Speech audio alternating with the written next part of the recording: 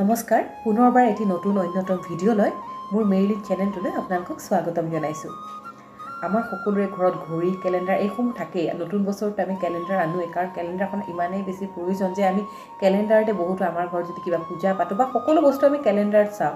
আৰু ঘড়ীটোতো তাতোতকৈ বেছি প্ৰয়োজন, কাৰণ ঘড়ীৰ সময়তহে আমিও চলি থাকোঁ, নহয়নে? কিন্তু ঘড়ী আৰু কেলেণ্ডাৰ থোৱাৰো যে কিছুমান দিশ আছে সেই বিষয়ে আমাৰ মাজৰ বহুতেই নাজানে। আৰু লগতে তাৰ মাজত মই আৰু এটা কথা ক'ম যে মই ইয়াৰ আগৰ ভিডিঅ' কিছুমানতো কৈছোঁ, যদি আমাৰ ঘৰত ঘড়ী মৰি থাকে, অৰ্থাৎ মানে ঘড়ীত যদি বেটেৰী শেষ হৈছে, তেতিয়াহ'লে সেই ঘড়ী কেতিয়াও নাৰাখিব, নহয়বা তৎক্ষণাৎভাৱে তাৰ বেটেৰীটো চেঞ্জ কৰি দিব। কিয়নো কৈছোঁ, ঘড়ী মৰি থকা যদি ঘড়ী আমি চাই থাকোঁ আমাৰ বাবে শুভ নহয়। সেইবাবে ঘড়ী যদি বেটেৰী শেষ হয় আপোনালোকে বেটেৰী হঠাৎ লগাই ল'ব, আৰু যদি পটককৈ লগাবও নোৱাৰে ঘড়ীটো ওলোটাই থৈ দিব, কিন্তু সেই ঘড়ীটো কেতিয়াও চাব নাপায়।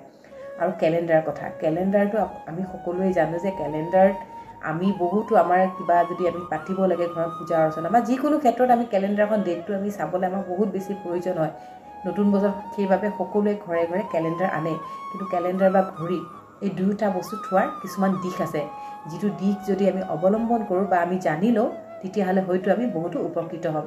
গতিকে বলক আমি পলম নকৰোঁ, এয়া আজি কৈছোঁ ঘড়ী আৰু কেলেণ্ডাৰ কোন দিশত থোৱাটো আটাইতকৈ উপযোগী দিশ হয় সেই বিষয়ে আমি জানি লওঁ।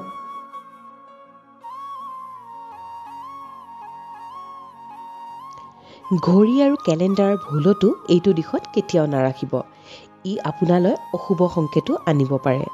ঘড়ী আৰু কেলেণ্ডাৰৰ কাৰণে বাস্তুশাস্ত্ৰক মহত্বপূৰ্ণ দিশ নিৰ্ণয় কৰা আছে। বাস্তুশাস্ত্ৰ মতে ঘৰত থকা প্ৰতিটো বস্তুৰে পজিটিভ আৰু নিগেটিভ দুই প্ৰকাৰৰে এনাৰ্জি থাকে। যদি এই বাস্তুসমূহ সঠিক দিশত সঠিক ঠাইত নাৰাখে তেন্তে ই নিগেটিভ এনাৰ্জিও আপোনালোকলৈ বিয়পাব পাৰে। আমাৰ সকলোৰে ঘৰত থকা ঘড়ী আৰু কেলেণ্ডাৰ থাকেই।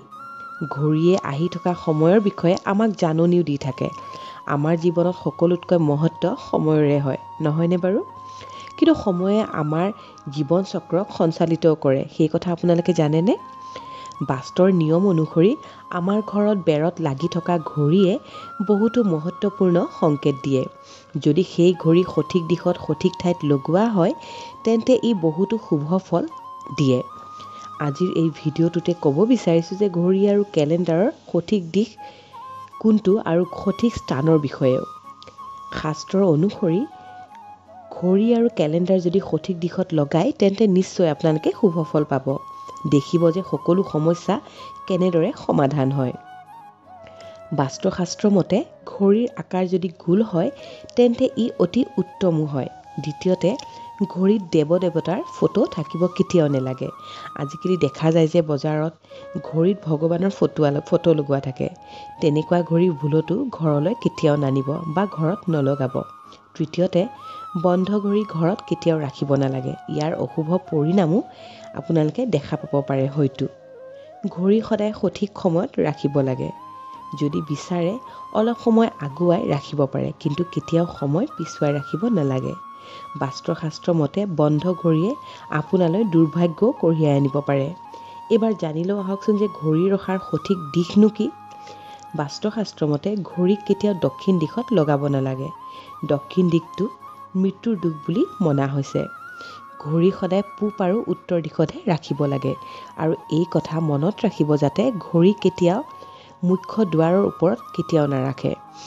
এইবাৰ জানো আহক যে কেলেণ্ডাৰ দিশৰ বিষয়ে। ঘড়ীৰ সময়ৰ কথা বুজায় আৰু কেলেণ্ডাৰে শুভ অশুভ তিথিৰ বিষয়ে আমাক অৱগত কৰে।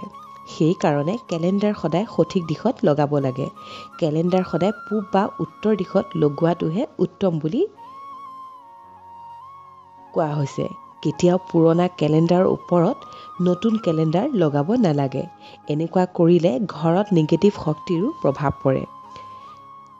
গতিকে এয়াই আছিল আজি কেলেণ্ডাৰ আৰু ঘড়ীৰ ওপৰত বনোৱা ভিডিঅ'।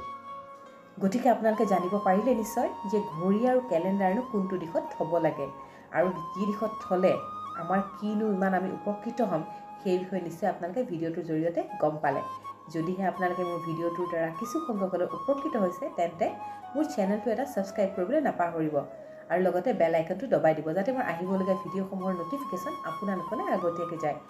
আৰু লগতে এটা লাইক এটা কমেণ্ট কৰিবলৈ নাপাহৰিব যে ভিডিঅ'টো চাই কেনেকুৱা পালে আৰু শ্বেয়াৰ কৰি দিব আপোনালোকৰ বন্ধু বান্ধৱীৰ মাজত আৰু আপোনালোকৰ পৰিয়ালবৰ্গৰ মাজত। গতিকে আজিলৈ আহিছোঁ, ধন্যবাদ।